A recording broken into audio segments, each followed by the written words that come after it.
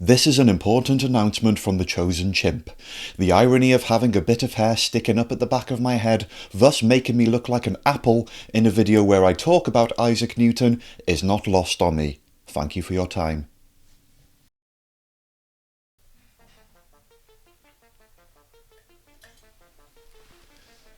My friend James, who for the purposes of privacy shall remain unnamed, made an important discovery online. Apparently, there's no such thing as tuna madras. Greetings, distinguished followers, chosen chimp here. Thank you for your patience. It's always something. We're still running at about 720 definition here, but never fear, I have a lovely surprise for you.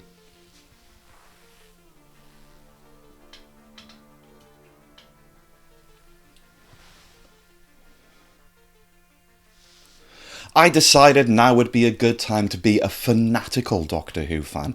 Not just your average run-of-the-mill Doctor Who fan, fanatical. Why? Because it's the 60th anniversary. It's the culmination of 6 decades of the great institution that is Doctor Who, but also the opening chapter for a brand new era. Important is an understatement.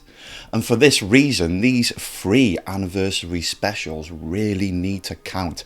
They need to be bigger, better, stronger and smarter than the average episode of Doctor Who.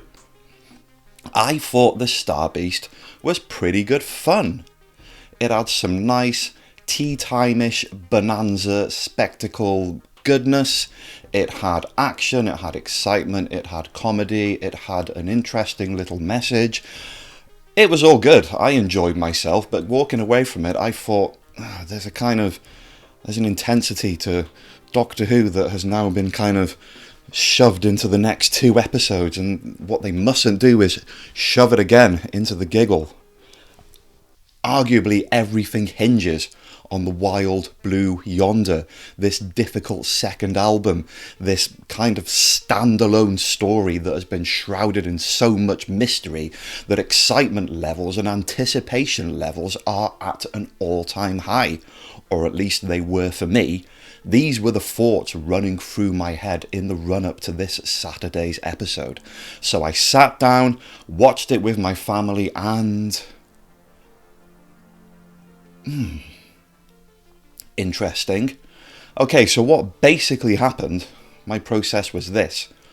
Saturday, wasn't too much of a fan, but then I watched it again the following morning and I felt a little bit different about it. My kind of expectations of something that maybe Doctor Who couldn't possibly aspire to be was shoved to one side to have a more realistic expectation as to what I was going to watch, having seen it before, obviously. But for that reason, I started to appreciate the episode on its merits a little bit more, so there was a bit more enjoyment, there was a bit more interaction with the characters, the situation, the suspense. It kind of clicked. And I find that a lot with Doctor Who. Some of the episodes that I love the most now didn't really click the first time around, and maybe this is one of them. So at the time of recording this, I have absolutely not the foggiest what other people think of the Wild Blue Yonder. I did one of my internet blackout things just to make sure that my criticism of this remained completely pure and subjective, exclusive to the chosen chimp. So, here we go. And I suppose the first thing we better do is address the elephant in the room. Let's go back to the beginning. And when I say the beginning, I'm talking about the 17th century, because in the 17th century, the Royal Society of Natural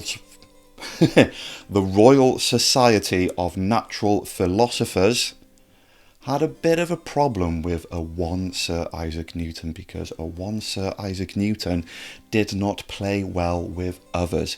He was bipolar. He was depressed. He took his fanatical desire to discover the secrets of the universe to, or at least their understanding of what the universe may have been at the time, to extreme heights. And this included on at least one occasion him sticking a rod under his eyeball and contorting the shape of his eye in a bid to question humanity's perception of the real world that surrounded us. This is the kind of Isaac Newton that history tells us about, and for this reason, it made me really, really want to see an episode of Doctor Who all about Isaac Newton, about this intense, tortured soul. And seeing episodes like Vincent and the Doctor really fed into this desire. I mean, look how good that episode was. Look how it dealt with Vincent van Gogh as he really was, according to history. How it covered a message of mental health, of how things can't be perfect and you can't feel great all the time, but it's these precious moments in life that matter the most. I think we all like that episode. I imagined Isaac Newton sitting in a room glaring across at a Peter Capaldi Doctor, or a Matt Smith Doctor, or any Doctor for that matter. It all depends on how it's done. So the Wild Blue Yonder had a comedy skit, a happy-go-lucky fellow who used lines such as England at its finest in response to the sunny weather and good day Mrs. Merridew. This just wasn't the guy, and I think Doctor Who dropped the ball here. It was a missed opportunity, a wasted opportunity. They could have had any fellow sitting under that apple tree. That, for the reasons that I've explained, just simply wasn't Isaac Newton. However, I will not be saying anything mean or disrespectful about the actor that played him, as he was there to do a job, and he did the job well. So good for him. Moving on. Right. So we get to the episode, and I quickly gathered the sense that this was possibly drawing from stories like The Edge of Destruction or Listen, which is one of my personal favourite episodes of Doctor Who. I know not everybody likes Listen, but I love it. The only problem with Listen is that you kind of have to disregard everything that ever happened in Doctor Who for it to work.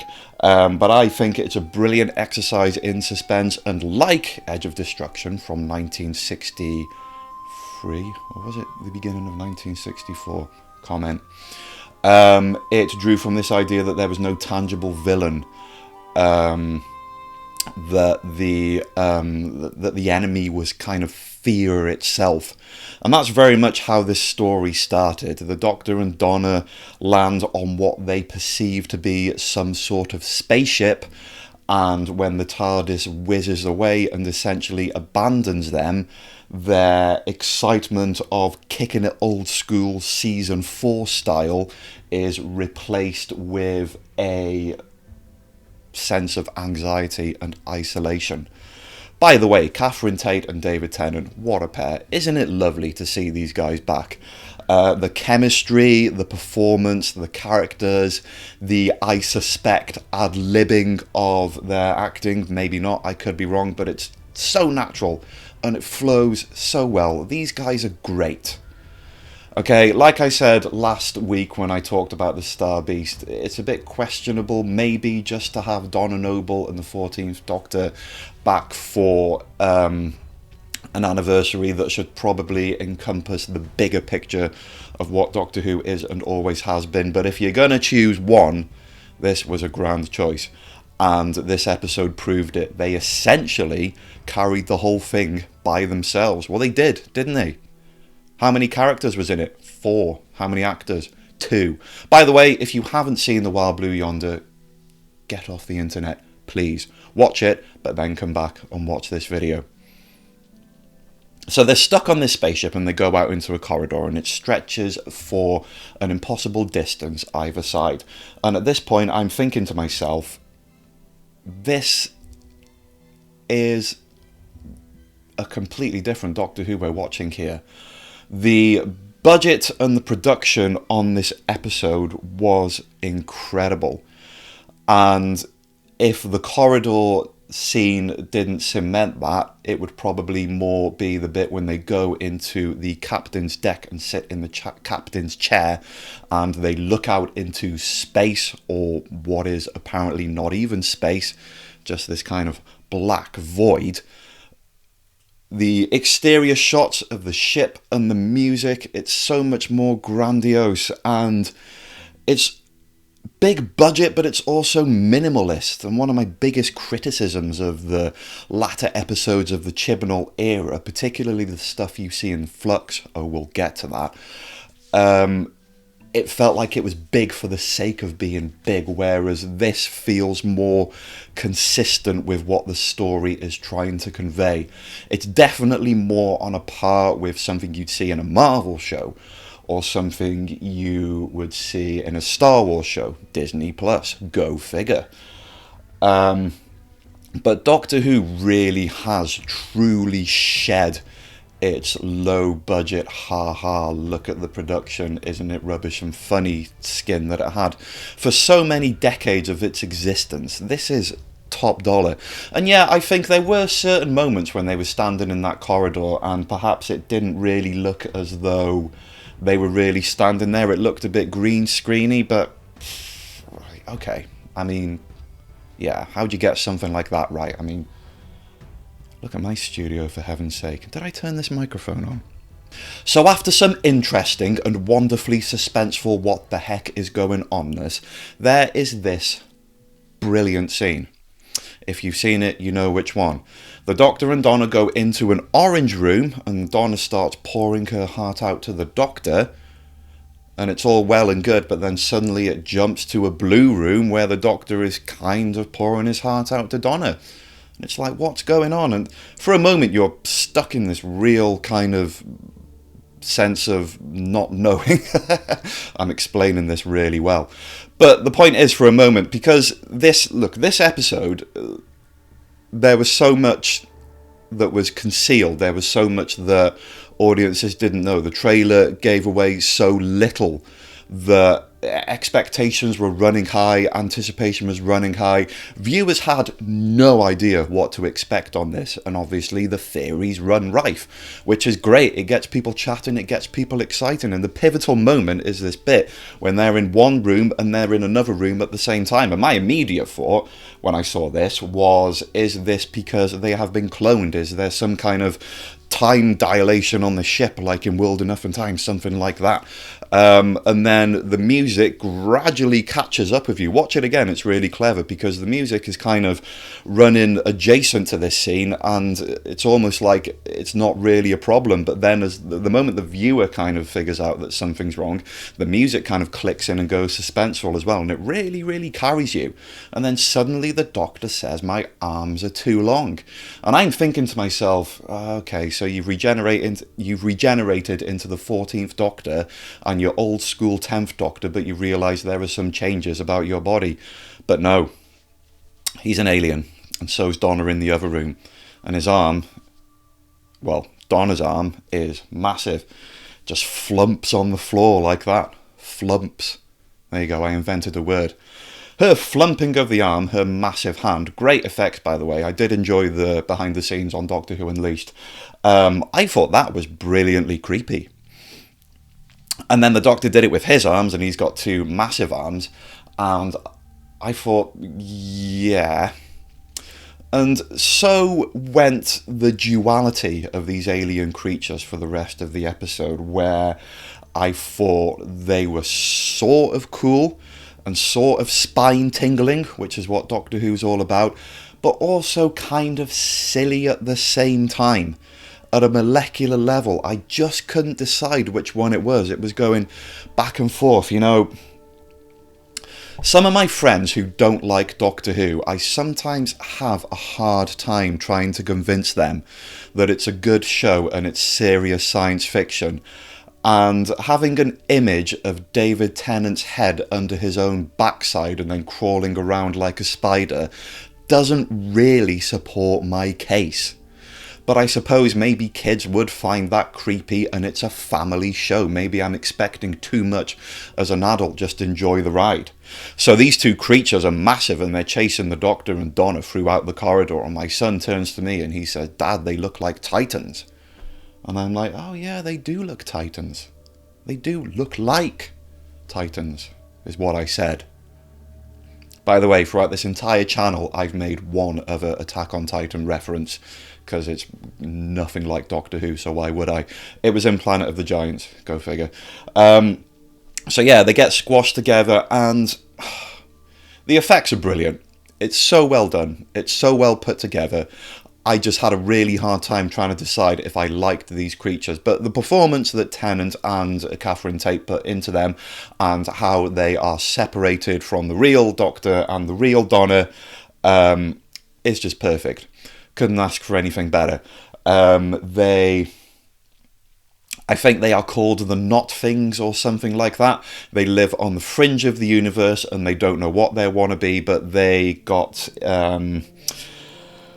manifested in kind of physical form, largely alongside the war and blood and hunger that represents the universe that we live in. And when I say we, I don't just mean us humans, I mean all of creation that lives in this universe, aliens and stuff, because the captain outside of the ship is a sort of alien, and I assume that these monsters in previous form took on the image of that particular alien twice. So it absorbed the war and the hunger, and that's basically why they're so evil. But they can also absorb memories as well, which is interesting, because from that point onward, this story immediately becomes who's the real one kind of story. A sort of John Carpenter's The Thing, Invasion of the Body Snatchers, you know the gig. But it is done very well, because they use it as a mechanism to explore the depth of the characters of Doctor and Donna as they are in their present day. Hold that thought, I'll come right back to that. So you get at least one more brilliant suspenseful scene, and the rest of it is a kind of, it's a who's the real person kind of mystery, it's a chase adventure, and it's a quest to find out the backstory of this ship, and it culminates in this exciting, explosive finale, which is juxtaposed by this idea that the ship is slowly blowing itself up, because when these aliens absorb the information of the brain of the person that they're trying to copy, they can only do it if the adrenaline is high and the fear is running, because that is when all your thoughts explode.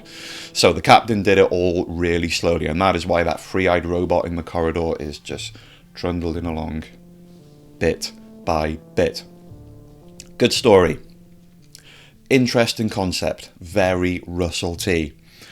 Great stuff. Now, my main criticism of this episode, by the way, if I forget this, I'm never going to forgive myself, so I'm going to make sure I say it now. Bernard Cribbins, you bloody legend, sir. What a guy.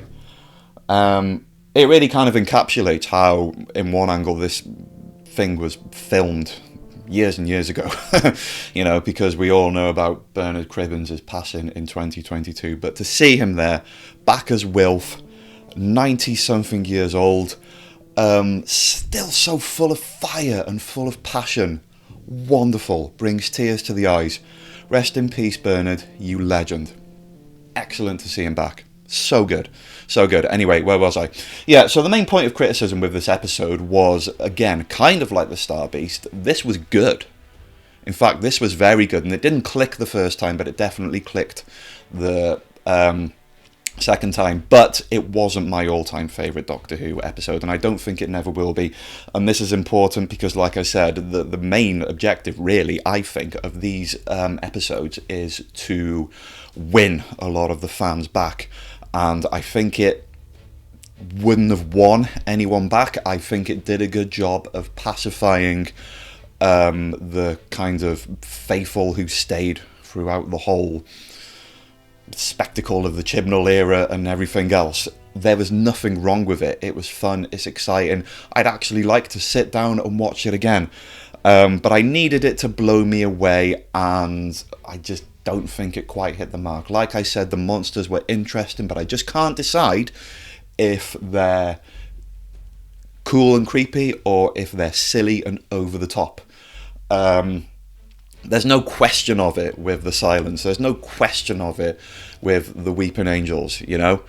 It kind of went from this liminal space horror to something you can see in front of you that talks, and that kind of took the edge off a little bit. And I guess maybe that's one of the reasons why my excitement levels were slightly neutered when they turned up.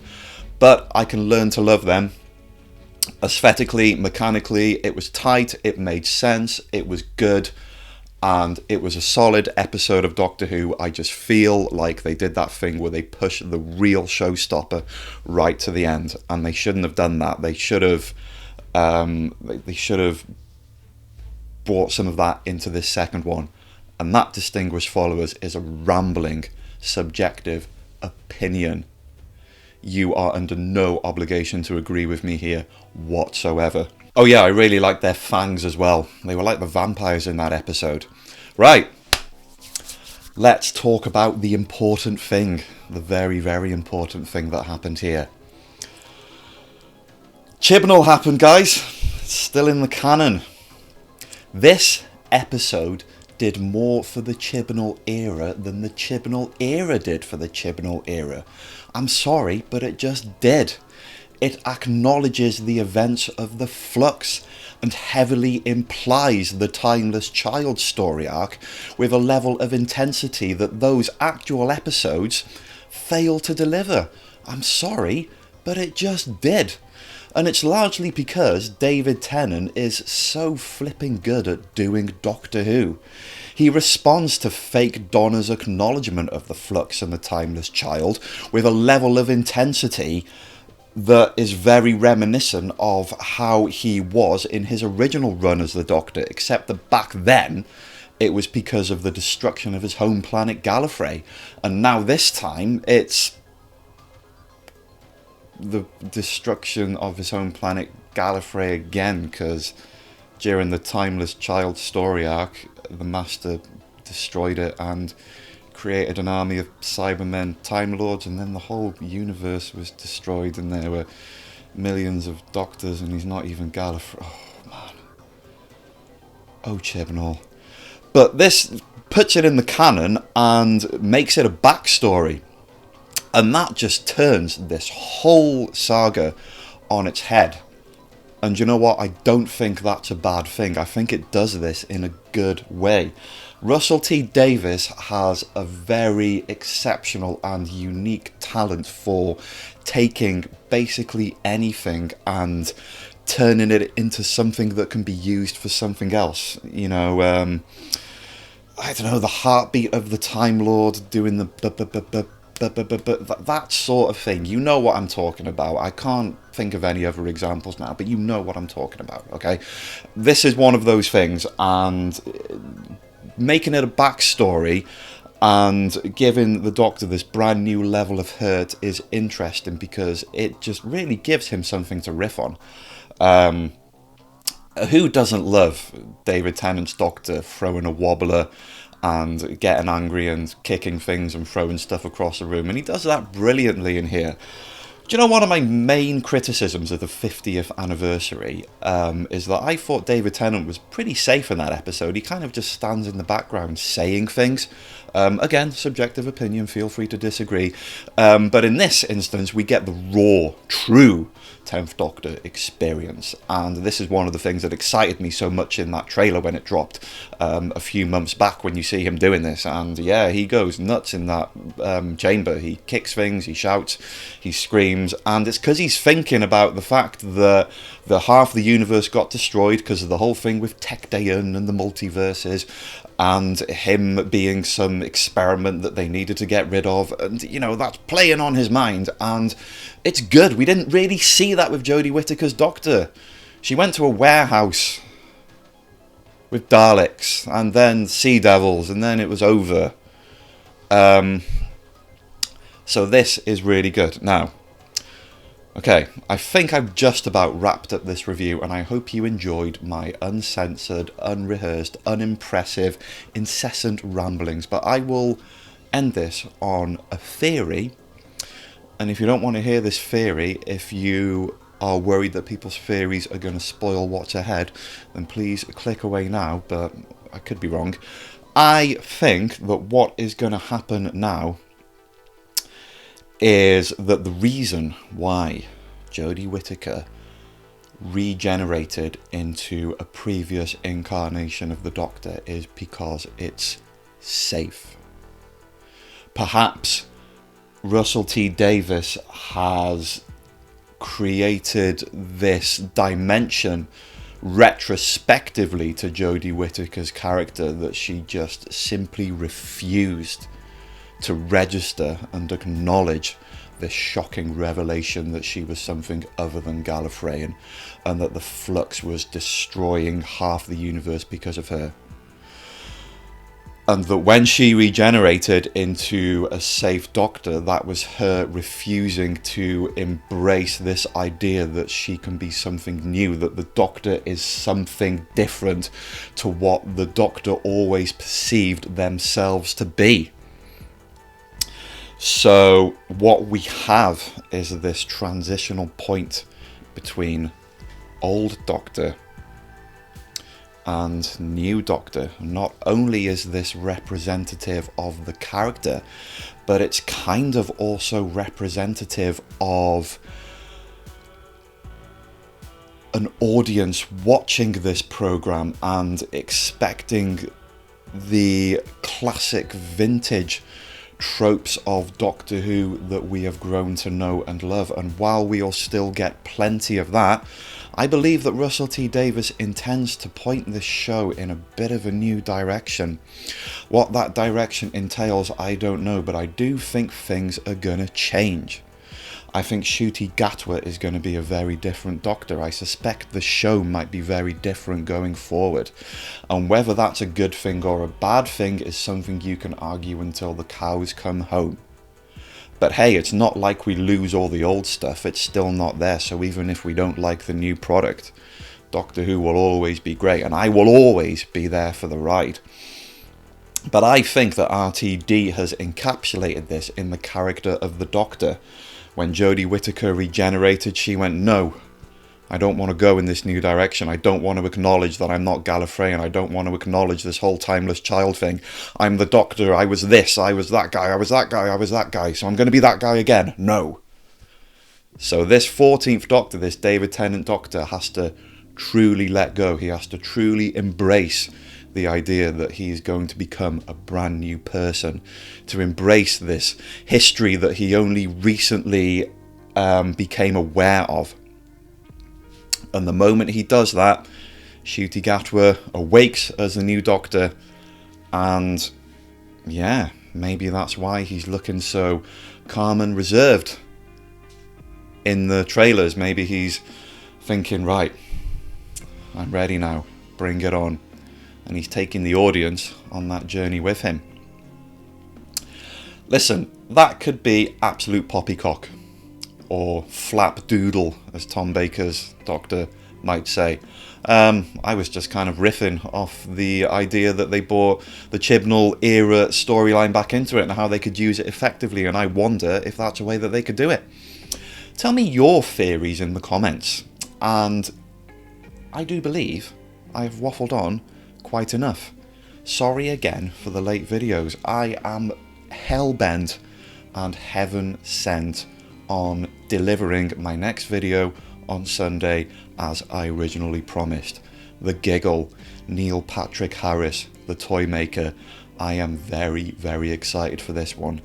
Dear Doctor Who, please deliver and don't hold back. I hope you're all okay. Have a good week. And I will see you very soon. Have a good one.